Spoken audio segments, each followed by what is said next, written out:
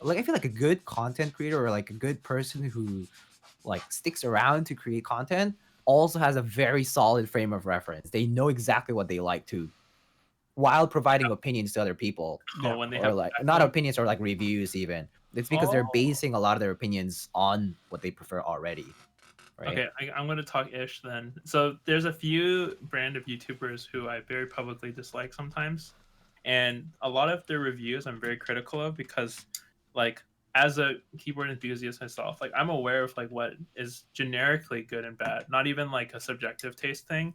And like I'll see a keyboard reviewer and say like, "Oh, this is a thing," and then they never criticize it. They just mention it and then they move on and they're like, "Oh, it's really good value." And it's like, "No, this is not good value. Be critical of this. I know you're getting a sponsorship deal out of it, and it disgusts me that you don't want to be critical of it." So like stuff like that Mm. kind of bothers me a bit. So there's This one is why I thing. never will do Yeah. reviews. You're smart. Main reason. So I do Because I know reviews. people Oh. people quote you and then talk shit about you because Hey, you said something specific and you're like and they're like, "Oh, but you can interpret it this way." And oh I'm just my like, god, I the don't want to reason. bother with people. I don't want to bother with tuxes like, people just like quoting me like that. It's just like it's just my opinion, man. Okay. Yeah, yeah. Go So ahead. so Go this ahead. actually happened to me. This is a friend of mine. Okay. So I actually don't mind BKE Redux lights for domes for Topro, and I would recommend them if you like a nice poppy tactility that's different from 45 or 55 gram, right? So I did recommend them on a stream, and like one of my friends in real life when I met them at a meetup said, Huey recommended these BKE light domes. I hate them. I'm like, okay. I hate them, Huey. Why did you recommend them to me? I don't like them. I'm like, okay. I mean, I'm not gonna like retract my love of them. If you didn't like them, that's on you, I guess.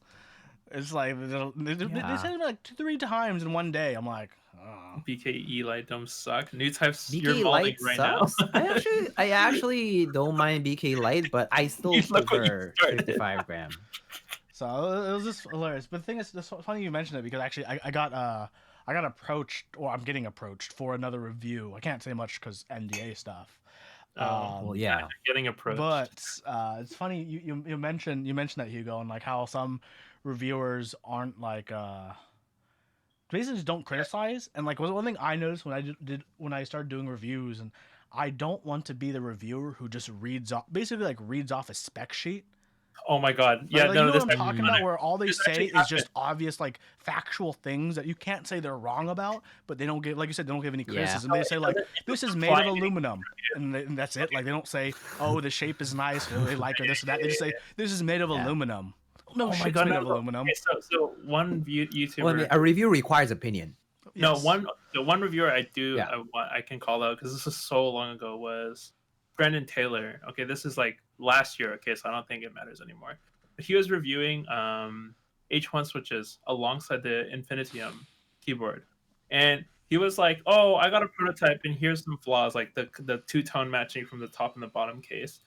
He's like, "This is a prototype, but like I love it," and it's like, no, no one loves two tone top bottom. Like, just don't say this. And then I remember specifically he was reading off. He was talking about the H1 switch, and I remember there was a point I just instantly paused the video and was like, "Wait, I've read this exact same spec sheet," and he didn't even like reword it into his own words. And I just thought it was like, this is worthless to me. Oh. Like none of this is valuable. Like I don't care. I don't need you to tell me the top is nylon and the stem is polycarbonate. Like what the fuck? This isn't helpful at all. But yeah, I just yeah, stuff like that really annoys me. That's why for me doing a switch review is one of the hardest things, just because I have to like analyze the forced curve graph that I generate myself. Um, You're being too scientific. That's It's very not. nice. It's a stupid amount of detail that ultimately I might have to stop doing because no one actually cares about it other than like I've 7 come to that people. conclusion. No one cares. What the People fuck. say they care Yeah. about it. You know they actually don't care about it. Most Here's a realistically, opinion. most likely you don't even care about it. If your favorite, Yeah. if everyone's quote unquote most revered Switch reviewer, Theremin Goat, doesn't use force curve graphs, I don't think anyone cares anymore. No one cares anymore. Well, I care. the thing about like I mean, obviously the people who care about force curves and stuff is the people who are data driven, like the people who are numbers driven, like the people who I'm want to objectively see how a disappointed. graph actually is like topologically, right? Like you can see the shape, you can see the actual like One of the a problems with scatter people who are plot, obsessed with like that though points. are your fingers will never operate at a linear No, force.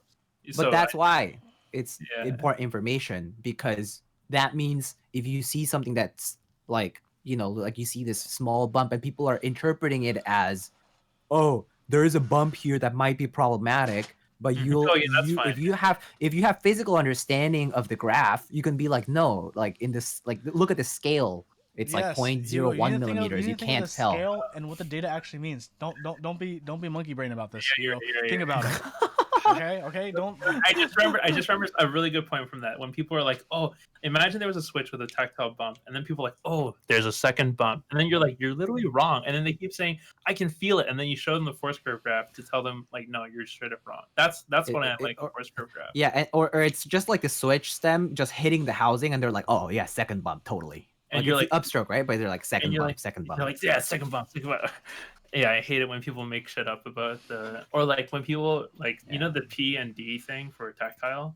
I think this is only relevant for tactiles. And then they're like, "Oh, this switch has like a bump with no travel, or this bump like with pre-travel." And then you show them the graph, and they're totally wrong. And you're like, "Well, can't trust you anymore." Yeah.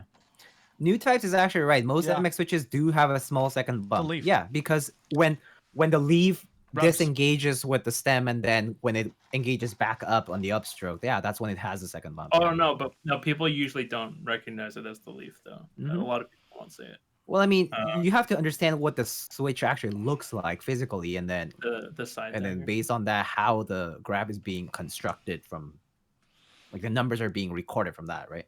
From the actual physical structure. Oh, one Then guy said again, the good meme. I wish people would stop saying that MX switches have a thock, which is like, yeah, I don't think that's true. There's just not The enough nature- adjectives in the world. People just aren't creative enough. The onomatopoeias of the world. it's also, there's no standard for it. People don't define a standard, like what does this mean? What does that mean? Like people Oh might my. confuse a thud have for a I should thock. make a video where like, okay, a thock is defined as And you do it. a hertz tone between this hertz and this hertz range of Oh, yeah. sound. Well, This is a no, thock but I mean- from this Yeah, I range to this range. This is a thack from this range to this range is. Oh, you should. This you is should a probably pop. quantify that. If you have like a sound, you should, instead of doing force curve graph, you could have acoustic graphs, where it's like, this is the exact waveform of this switch. So it's not a fucking thock because it doesn't fall in the goddamn category. I want Oh that so man. bad. I would pay good money to see graphs for that. Okay.